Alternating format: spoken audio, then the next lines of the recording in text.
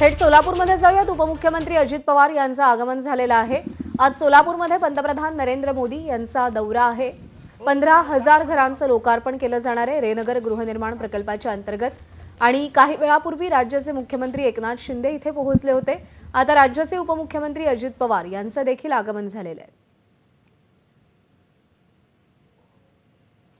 रेनगर गृहनिर्माण प्रकल्पाजवळ जे हेलिपॅड उभारण्यात आलेलं आहे तिथेच अजित पवार पोहोचलेले आहेत।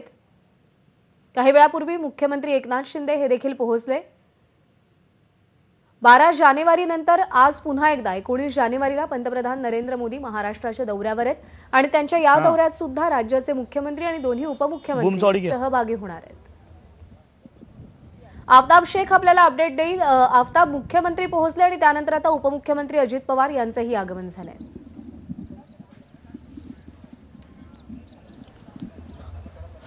पंजाब देशाचे पंतप्रधान नरेंद्र मोदी हे आज सोलापूरच्या दौऱ्यावरती आहेत। देशातील सर्वात मोठी कामगार वसाहत पंतप्रधानांच्या हस्ते उद्घाटन होणार आहे। त्यामुळे राज्याचे मुख्यमंत्री एकनाथ शिंदे हे काही वेळापूर्वी आल्यानंतर आता उपमुख्यमंत्री अजित पवार हे देखील सोलापूरच्या कुंभारी येथे दाखल झालेले आहेत। सोलापूर जिल्ह्याचे पालकमंत्री चंद्रकांत पाटील, सोलापूर शहराध्यक्ष राष्ट्रवादीचे संतोष पवार, जिल्हा प्रशासन या सर्वांच्या वतीनं अजित पवार यांचं स्वागत करण्यात आलेलं आहे आणि अजित पवार आता या कार्यक्रमस्थळाकरता रवाना होत आहेत हेलिपॅड जवळून।